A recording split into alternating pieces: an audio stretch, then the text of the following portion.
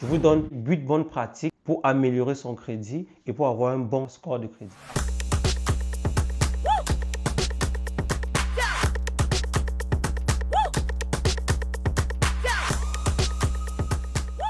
On achète en hiver, on n'achète pas à côté. Ça dépend. On peut acheter en hiver aussi. En tout cas, regardez la vidéo. Tu veux acheter une maison, tu vas l'acheter. La question, c'est quand?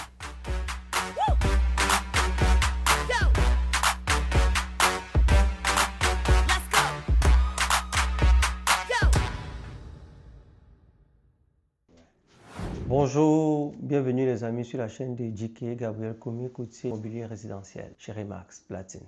Donc aujourd'hui, on va jaser de code de crédit. Je sais que c'est un sujet sensible. J'ai plusieurs clients qui veulent acheter des propriétés. Parfois, ils ne sont pas capables d'acheter malgré le fait qu'ils aient de très bons revenus à cause de la cote de crédit. La cote de crédit, c'est l'un des éléments les plus fondamentaux quand on veut investir en immobilier. Acheter une maison, même acheter un véhicule, peu importe ce qu'on veut acheter, à partir du moment où on veut prendre un financement, il faut avoir La cote de crédit au Canada, ça varie entre 300 et 900. C'est un système de pointage qui varie de 300 à 900. 300 étant le pire, le moins bon, et 900 étant l'excellence. Donc, on va considérer qu'on a un pointage entre 750 et plus. On considère que c'est un bon pointage, que c'est une très bonne cote de crédit. Donc, le pointage varie de 300 à 900. À partir de 750, donc entre 750 et plus, on considère qu'on a une bonne cote de crédit. Donc, entre 680 et 749, on considère qu'on a une relative bonne cote de crédit. Entre 640 et 679, on considère que c'est moyen. Et un pointage qui est en moins de 639, on a un peu plus de difficultés à acheter des propriétés parce que le score de crédit n'est pas bon. Je vous donne 8 conseils, 8 bonnes pratiques pour améliorer son crédit et pour avoir un bon afin d'avoir des bonnes cotes de crédit, d'améliorer sa cote de crédit au Canada. Conseil numéro 1, payer à temps. Ça veut dire que j'utilise ma carte de crédit, j'ai une date d'échéance pour rembourser et je dois m'arranger à la rembourser toujours avant l'échéance. Parce que quand tu le rembourses après l'échéance, tu dois payer de l'intérêt et ça va avoir un impact sur ta cote de crédit. Il faut payer avant l'échéance ou plus tard à l'échéance. Et il faut s'arranger à payer le solde au complet. Parce que lorsque le solde n'est pas payé au complet, il y a des intérêts et ça a un impact, un incident sur la cote de crédit. Vérifiez votre crédit régulièrement. Il y a des applications comme Equifax, TransUnion qui permettent d'aller vérifier le crédit. Il peut y avoir des erreurs au niveau du bureau de crédit. En vérifiant régulièrement, on est capable de suivre et de corriger les erreurs s'il y en a. Et ça donne aussi une idée.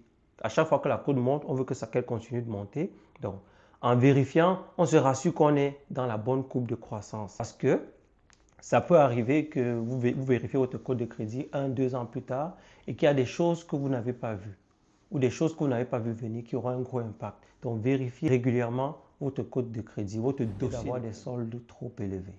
Qu'est-ce que j'entends par solde trop élevé? Vous avez une carte de crédit par exemple de 1000 $ et vous êtes toujours à 900, 990 000 $. Vous êtes toujours à côté sur la limite de la carte de crédit. Ça, c'est mauvais.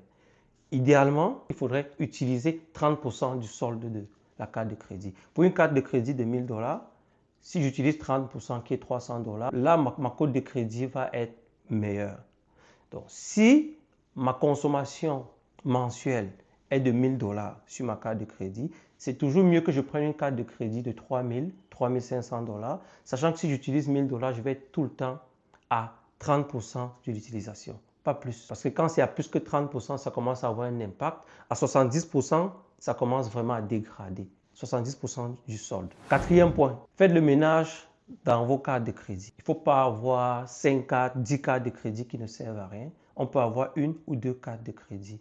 Ce n'est pas en multipliant le nombre de cartes de crédit qu'on a forcément un bon crédit. En multipliant, c'est plutôt un désavantage. Il faut avoir une ou deux et les utiliser de façon convenable. Parce qu'en multipliant, ça fait qu'on multiplie le nombre de prêts et aussi de la banque, on multiplie le risque. Ce n'est pas bien vu par la banque.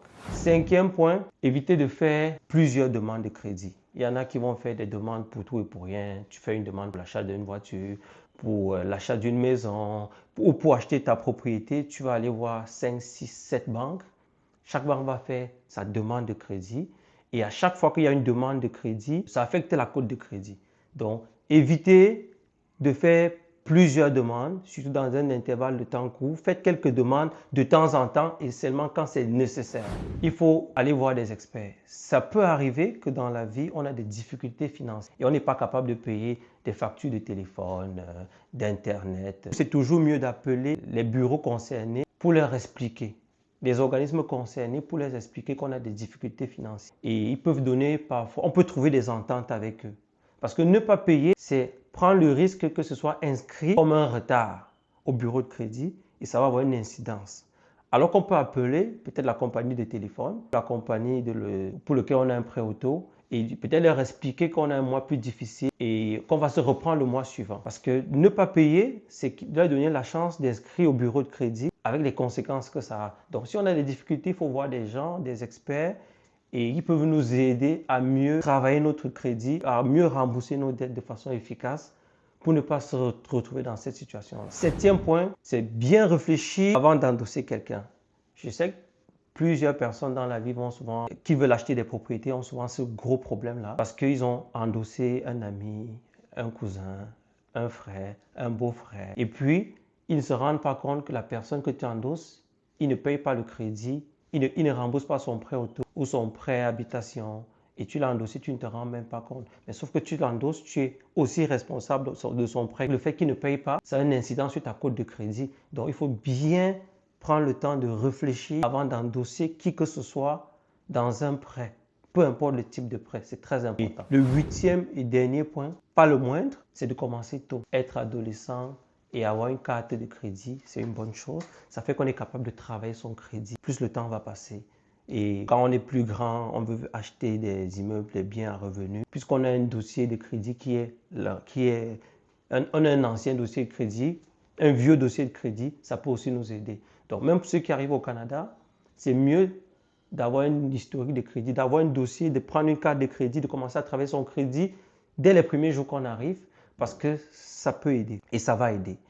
J'ai déjà eu des acheteurs qui sont arrivés au Canada et 2 ans plus tard, même pour certains, ils n'avaient jamais eu de carte de crédit, ils n'avaient jamais eu de marge de crédit, ils voulaient acheter une propriété. Malheureusement, dans ce cas, c'est beaucoup plus difficile parce que si tu n'as pas de carte de crédit, tu n'as pas de dossier de crédit, tu n'as pas de crédit et tu ne peux pas aller vers des plus gros investissements.